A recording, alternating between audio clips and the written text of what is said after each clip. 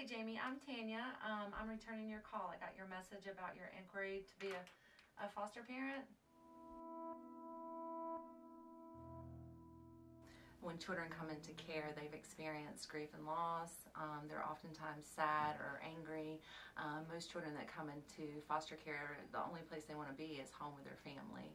And foster families are very important for our children because they help them deal with that grief and loss. They help them deal with that separation from their families, and they provide a temporary safe haven for them while their parents are addressing the issues they need to get them back home. Foster families are here to support family reunification when a child comes into foster care. The main goal is reunification and to help those children go back home with their parents. That's where they want to be. So foster families have many roles.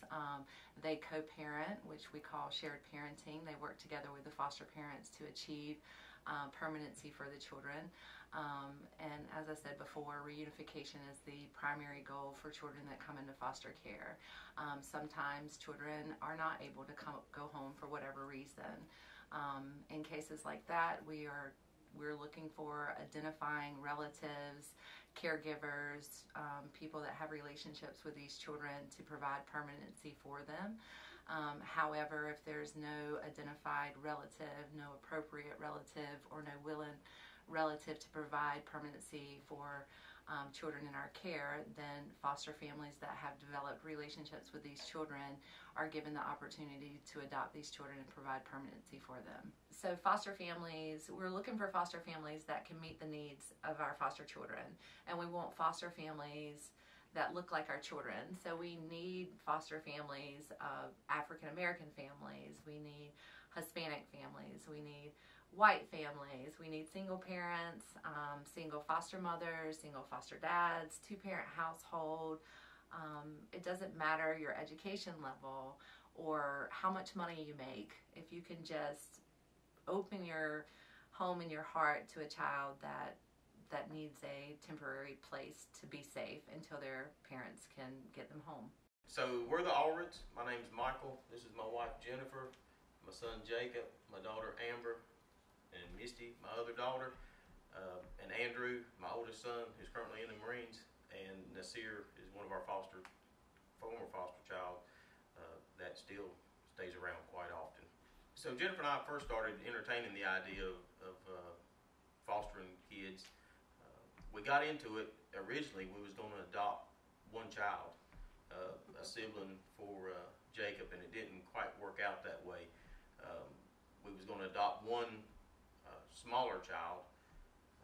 I think our range was from 0 to 5, a newborn to 5 years old, and that didn't happen.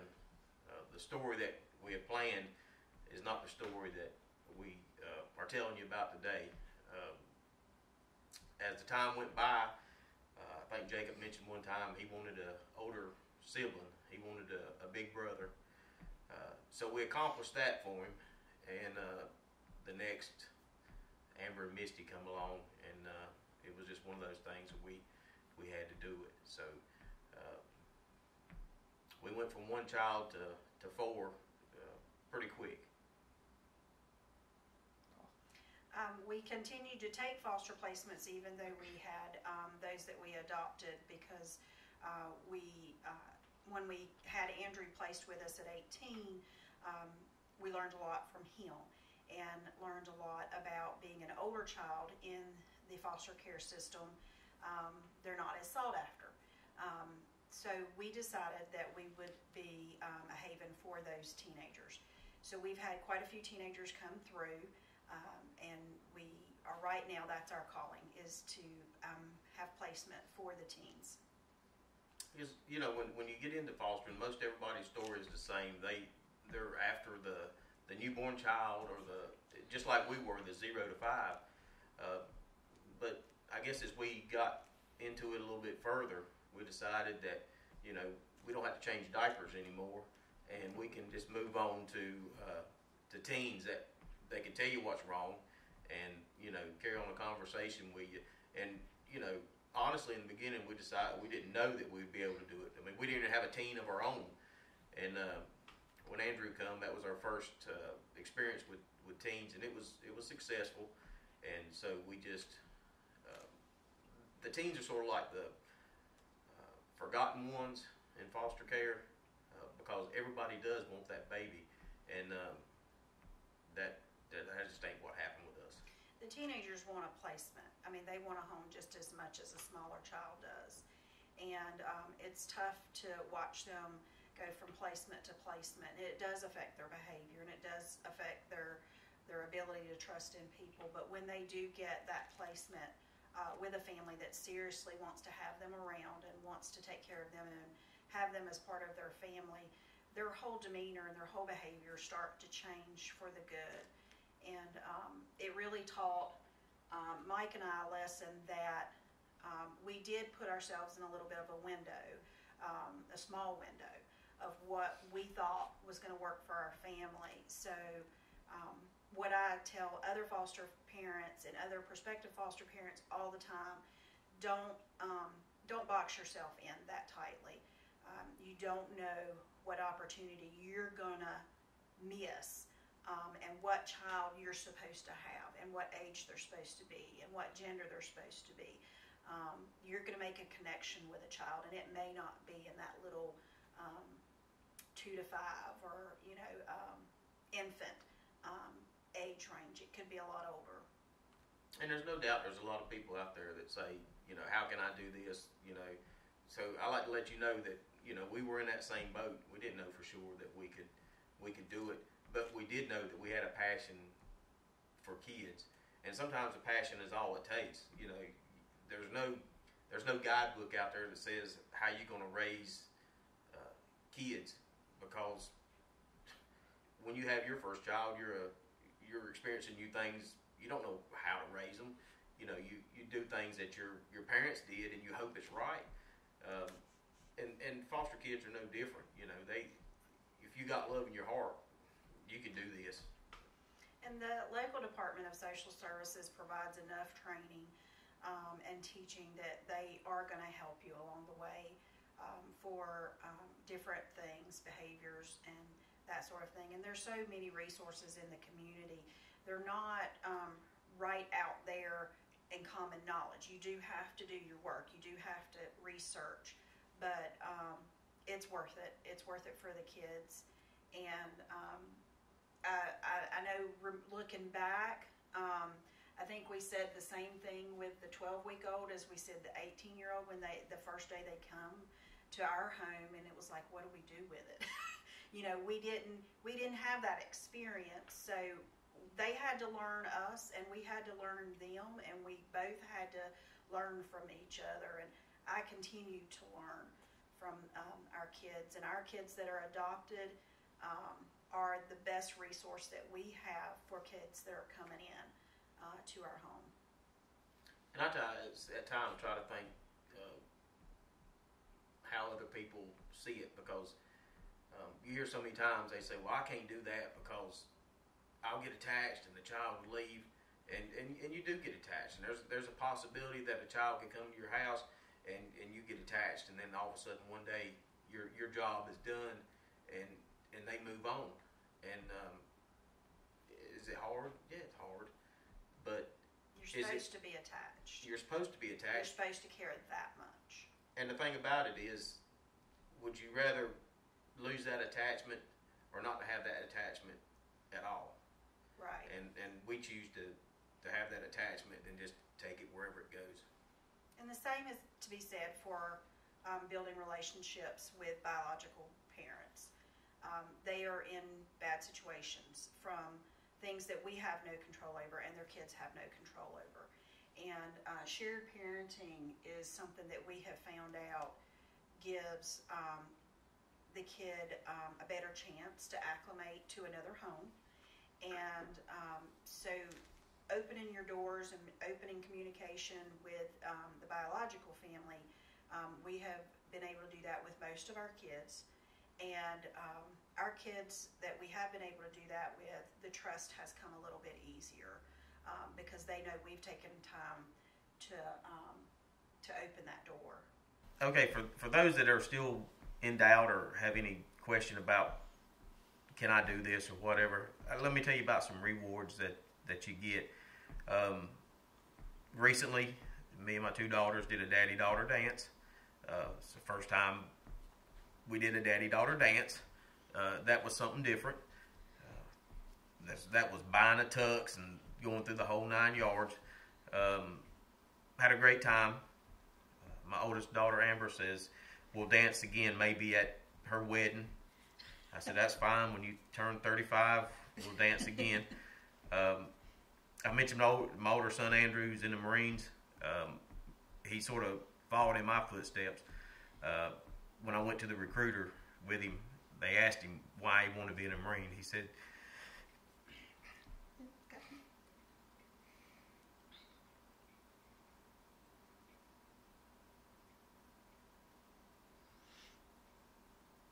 because my dad's one. Go.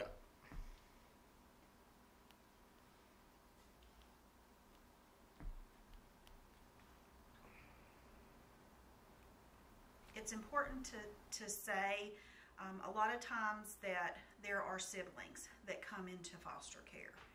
And with siblings, sometimes people are afraid to take more than one child at a time.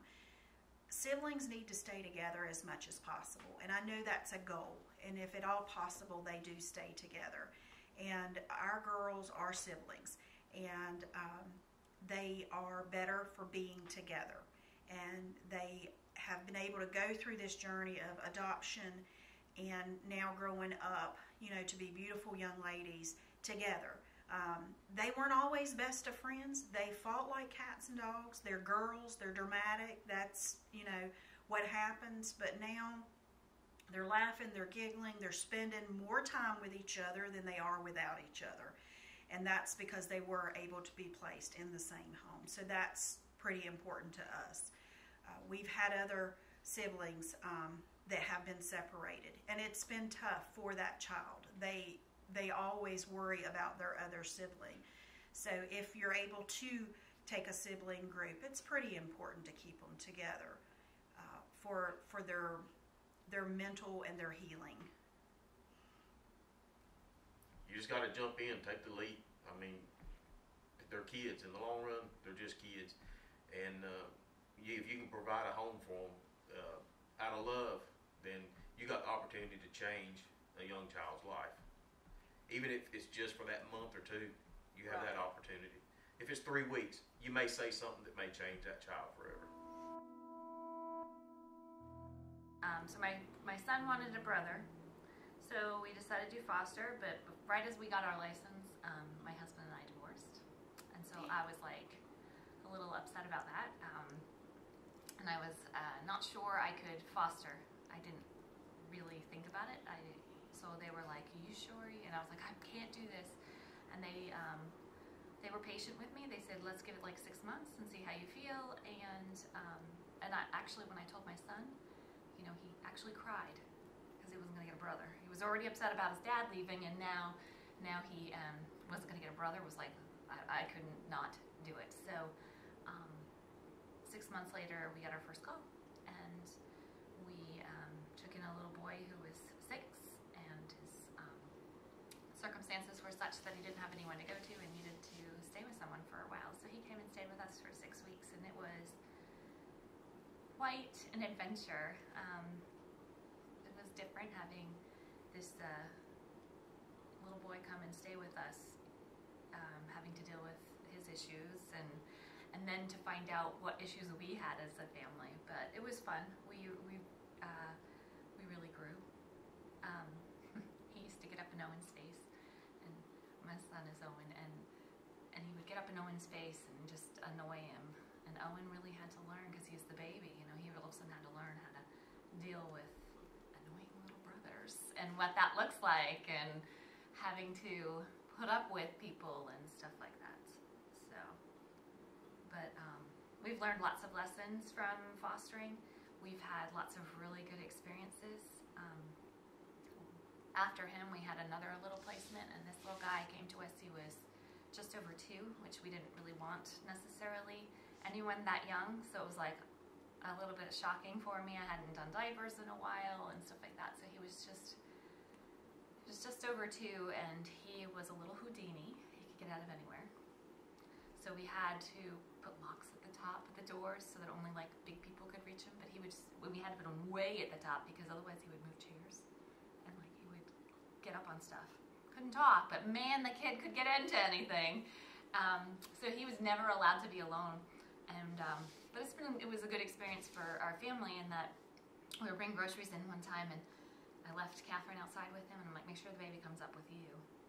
And next thing I know, she's upstairs, and she's like hollering and crying and carrying on. And she's like, Mom, there's dogs in the yard. Because we were having a problem with these dogs that would get out in the neighborhood, and they would go after like our chickens or the cats and stuff like that. So she comes upstairs, and she's like, there's dogs, there's loose dogs, you have to hurry. And she's all upset. I'm like, where's the baby? And she had left him. So we went running out there, and he was still there, even though he was a little bit of a Houdini. He didn't go anywhere, and their dogs had moved on. But it was a big lesson for people before pets, because she was worried about the cats. So she got really good at taking care of other little people. She'd never had that experience before. When they call us from DSS, when they call us, there always is a need for probably more help than there are people to do the work.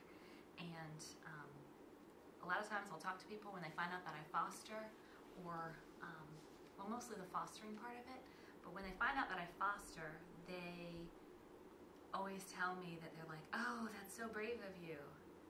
I couldn't do it.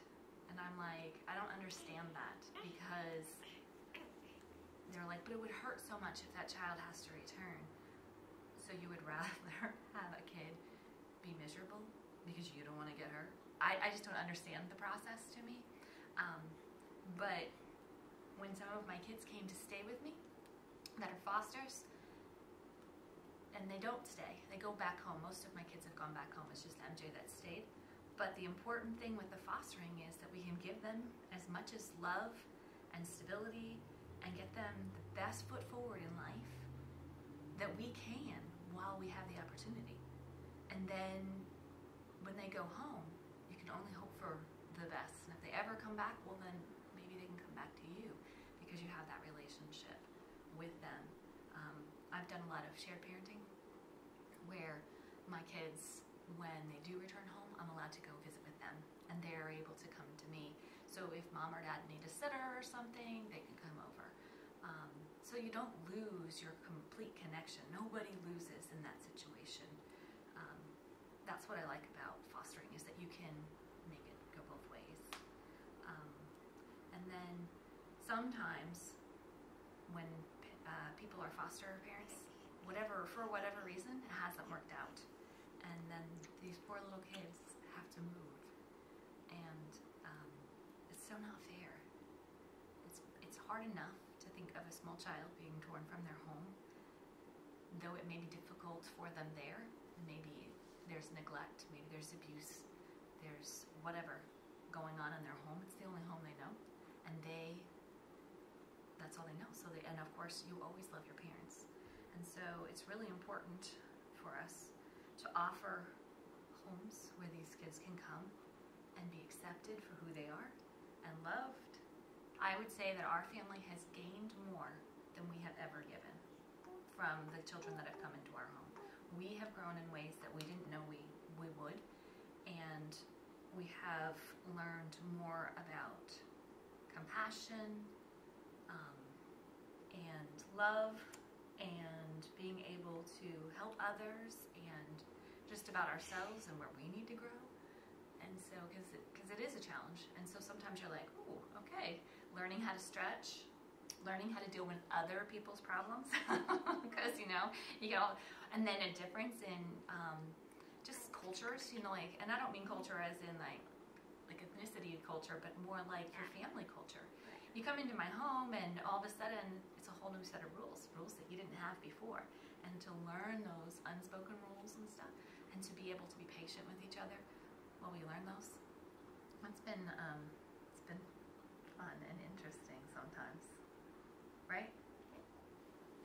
we've been lucky enough that he was able to stay with us. So this young man is adopted, right? Is that a happy thing? Do you want to stay here forever? Yeah? Did you miss your family at first? Sure did, didn't you? It was hard. But do you like it here? Mm-hmm. Yeah. You didn't go home, did you? Well, where's your home now? Where? That's right.